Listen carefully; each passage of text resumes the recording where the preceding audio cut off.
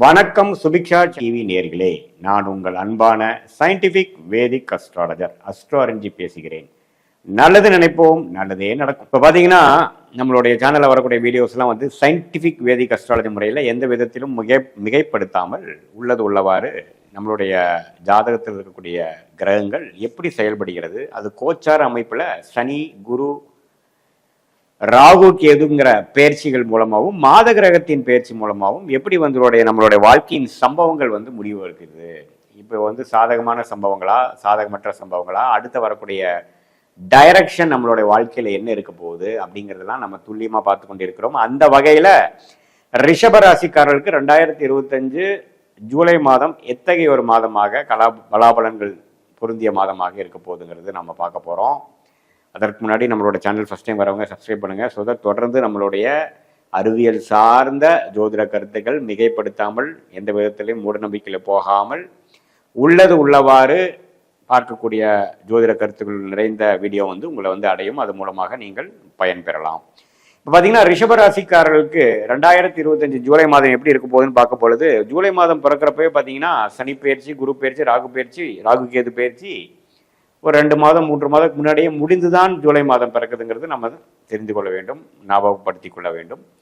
So அந்த அமைப்பில் ராகு பார்த்தீங்கன்னா ரிஷபராசிக்காரர்களுக்கு 10ஆம் இடத்திலும், கேது 4ஆம் இடத்திலும், சனி 11ஆம் இடத்திலும், குரு வந்து 2ஆம் இடத்திலும் இருக்கிறது. அருமையான ஆண்டு கிரகத்தின் அமைப்பு. ஸோ இந்த 4 கிரகத்தின் அமைப்பு வந்து நம்ம சாதகமாக ரிஷபராசிக்காரர்கள் இருக்குதுங்கிறது நீங்கள் தெரிஞ்சுக்கணும்.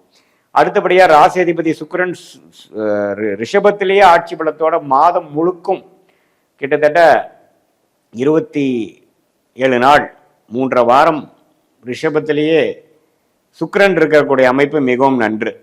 ஸோ அது ஒரு அழகான ஒரு அருமையான அமைப்பு. ராசி அதிபதியே ராசியில் இருக்கும் பொழுது நமக்கு வேணுங்கிற விஷயங்கள்லாம் தெளிவாக செஞ்சுப்போம், சாதகமாக பண்ணிப்போம், ஜெயிக்கக்கூடிய அமைப்புகள் எல்லாமே கொடுக்கும். வீடு, வண்டி, வாகனம், கல்யாணம் விஷயங்கள், பெண்கள் விஷயங்கள், நகை, ஆடம்பர ஆபரணங்கள்லாம் கொஞ்சம் வாங்குறது, அது மாதிரி சுப விஷயங்கள் நடக்கக்கூடிய ஒரு அருமையான மாதமாக இருக்கிறது. 2ஆம் இடத்துல குரு, அவரோட 4ஆம் வீட்டது சூரியன் சேர்றது அருமை. சொத்துக்கள் வாங்கக்கூடிய அமைப்புகள், சொத்துக்கள் மூலமாக வருமானம் வரக்கூடிய அமைப்புகள், இதெல்லாம் அருமையாக நடக்கக்கூடிய அமைப்புகள் உண்டு. வருமானத்துக்கு பிரச்சனை இல்லை. அதே சமயத்தில் சனி 11ஆம் இடத்துல இருக்கிறது நல்ல ஒரு அமைப்பு. கொஞ்சம் லைஃப் செட்டில் ஆகி லைஃப் ஸ்மூத்தாக போகக்கூடிய அமைப்புகள் இருக்குது. அதே சமயத்தில் செவ்வாய் 4ஆம் இடத்துல இருக்கிறது பார்த்தீங்கன்னா தப்பு இல்லை. ஏன்னா நட்பு வீட்டில் 7ஆம் வீட்டு அதிபதி வரும் பொழுது வீட்டில் கொஞ்சம் சில விஷயங்கள் கருத்து வேறுபாடுகள்லாம் கொஞ்சம் நீங்கி கொஞ்சம் நல்லா இருக்கக்கூடிய அமைப்புகள் இருக்குது. வண்டி, வாகனம், அதே சமயத்தில் வீடு, இடம், கட்டிடம், அது மாதிரி சில விஷயங்கள்லாம் பாசிட்டிவாக நடக்கக்கூடிய அமைப்புகள் உண்டு, வாங்குற மாதிரி இருக்குது. அதே சமயத்தில் புதன் பார்த்தீங்கன்னா 3ஆம் இடத்துல இருக்கிறது தவறு இல்லை. அதுவும் ஓரளவுக்கு சாதகமான ஒரு அமைப்பு. ஒரு மாதிரி விஷயங்கள் படிக்கக்கூடிய அமைப்பில் வந்து ஒரு நல்ல ஒரு அமைப்பு கொடுக்க தான் செய்கிறது. அதே சமயத்தில் இப்போ உங்களுடைய எல்லா கிரகமும் பார்க்கும் பொழுது ராசி அதிபதி, 2ஆம் வீட்டு அதிபதி, 3ஆம் வீட்டு அதிபதி, 4 ஆண்டு கிரகங்கள் எல்லாமே ஓரளவுக்கு சாதகமாக இருக்கிறது. ஸோ என்னன்னா இந்த 2 மாசமா 3 மாசமா ஒரு டெம்ப்ளேட்டுக்குள்ள போயிட்டு இருக்கக்கூடியவங்களுக்கு இந்த ஜூலை மாதமும் அப்படியே அதிலேயே கண்டினியூ ஆகிற மாதிரி இருக்கும். பெரிய புதிய ஒரு மாற்றங்கள்லாம் இல்லாமல் இருக்கிற விஷயங்கள் கொஞ்சம் சாதகமாக வந்து கொஞ்சம் லைஃப் ஸ்மூத்தாக போகக்கூடிய அமைப்புகள் கொடுக்குது.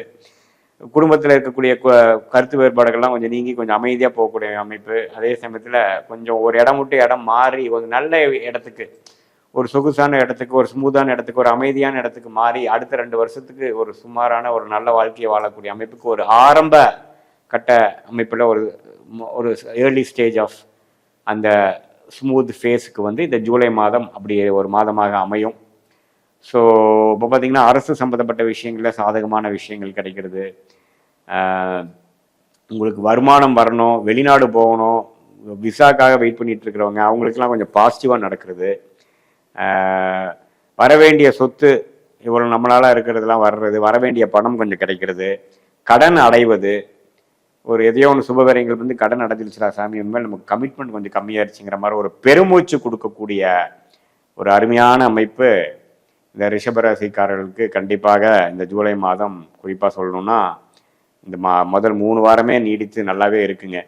ஸோ இது மூலமாக சொத்துக்கள் வாங்குறது, சில விஷயங்கள் சாதிச்சுக்கிறது கரியரில், அதே மாதிரி ஒரு பார்ட்னர்ஷிப் அது மாதிரி விஷயத்தில் ஒரு புதிய தொடர்பு வர்றது, எல்லாத்துக்குமே ஒரு சாதகமாக இருக்குது. இதே சீனியர் சிட்டிசன்ஸ் பார்த்தீங்கன்னா இதுவரை கொஞ்சம் ஹெல்த் இஷ்யூஸு, பிரச்சனைகள், குடும்பத்தில் கொஞ்சம் நிம்மதி இல்லாமல் சொத்து பிரச்சனை அதெல்லாம் போயிட்டு இருக்கிறவங்களுக்கு இப்போ கொஞ்சம் நிம்மதி பெருமூச்சு வர மாதிரி ஒரு நல்ல அமைப்பு கொடுக்கும். பிஸ்னஸ் செட்டில் ஆகும், கடன்கள் குறையும், அவங்களுக்கு குழந்தைங்களுக்கு செய்ய வேண்டியதெல்லாம் கொஞ்சம் சிறப்பாக செஞ்சு குழந்தைங்களோட உறவும் கொஞ்சம் அனுகூலமாக வரக்கூடிய அமைப்புகள் எல்லாமே வந்து ரிஷபராசிக்காரர்களுக்கு இருக்குது. நீங்கள் இது என்ன தெரிஞ்சுக்கணுன்னா, இது வந்து ஒரு ஒரு பொதுவான ஒரு கோச்சார அமைப்பு மூலமாக டிரான்சிட் அஸ்ட்ராலஜி என்று சொல்லப்படுகிற ஆண்டு கிரகம் மாத கிரகத்து மூலமாக இது மாதிரி ஒரு அமைப்பை வந்து நம்ம மாத கிரகத்தை வைத்தும் ஆண்டு கிரகத்தை வைத்தும் பார்க்குறோம். இது இன்னுமே துல்லியமாக உங்களுக்கு நெக்ஸ்ட் என்ன நடக்க போகுது, ஷார்ட் டேர்ம் என்ன, லாங் டேர்ம் என்ன, எது மாதிரி டைரக்ஷனில் உங்கள் வாழ்க்கை திரும்ப போகுது, ப்ரொஃபஷ்னலாக எப்படி உங்களுக்கு மாறப்போகுது, பர்சனலாக எப்படி இருக்க போகுது, இதெல்லாம் துல்லியமாக நீங்கள் தெரிஞ்சுக்கணுன்னா நீங்கள் வந்து உங்களோட ஜாதகத்தை பார்க்கணும். ஒரு சயின்டிஃபிக் வேதிக் அஸ்ட்ராலஜி முறையில் பார்க்குற துல்லியமான டிகிரி அடிப்படையில் பார்க்குற ஒரு ஜோதிடரை பார்க்கணும். அது மூலமாக இந்த கோச்சாரை நான் சொன்ன இந்த சனி பயிற்சி, குரு பயிற்சி, ராகு கேது பயிற்சி மற்ற மாத கிரகத்தின் அமைப்பு வைத்து ரெண்டையும் சேர்த்து வைத்து பார்க்கும் பொழுது உங்களுடைய தசாபுக்திகள் எப்படி இருக்கிறது, உங்கள் லக்னம் என்ன, இதெல்லாம் வச்சு சேர்த்து பார்க்கும் பொழுது கண்டிப்பாக வந்து இன்னுமே துல்லியமான ஒரு பலாபலன்கள் எடுக்கக்கூடிய அமைப்புகள் கட்டாயம் உண்டு. ஸோ இது வந்து இதுவரைக்கும் நம்ம பார்த்துட்டு இருந்தது ஒரு பொதுவான பலன் தான். உங்கள் ஜாதகத்தோட மிக்ஸ் பண்ணி சேர்த்து பார்க்கும் பொழுது இன்னுமே நமக்கு கிளாரிட்டி நல்லா கிடைக்கும். நாம் சொன்ன பலன்கள் வந்து உங்களுக்கு யோகமான தசையில் நடக்கிறப்ப இன்னும் கொஞ்சம் கூடுதலாகவும், கொஞ்சம் சுமாரான தசாபுக்திகள் உங்களோட ஜாதக பிரகாரம் உங்கள் லக்ன பிரகாரம் நடக்கும் பொழுது நான் சொன்ன இந்த பலாபலன்கள் சற்று குறைவாகவும் இருக்கக்கூடிய அமைப்புகள் இருக்குங்கிறது தெரிஞ்சுக்கணும். இது ஒரு பொதுவான அமைப்புங்கிறது நீங்கள் தெரிஞ்சுக்கணும். மீண்டும் மற்றொரு காணொலியில் சந்திப்போம். நன்றி, வணக்கம்.